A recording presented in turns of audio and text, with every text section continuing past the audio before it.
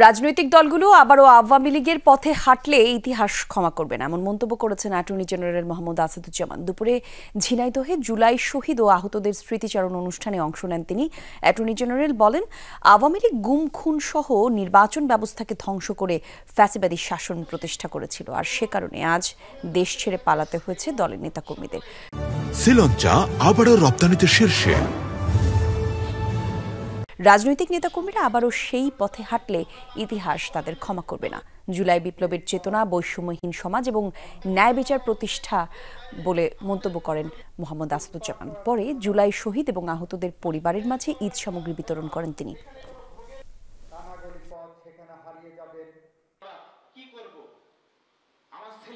আওয়ামী লীগ যে লুটপাটের সাথে জড়িত হয়ে পড়েছিল, আওয়ামী লীগ যে দখলদারির সাথে জড়িত হয়ে পড়েছিল, আপনারা সেই পথে যদি কেউ হাঁটেন, আমরা মনে করব ইতিহাস আপনাদের কখনো ক্ষমা করবে না।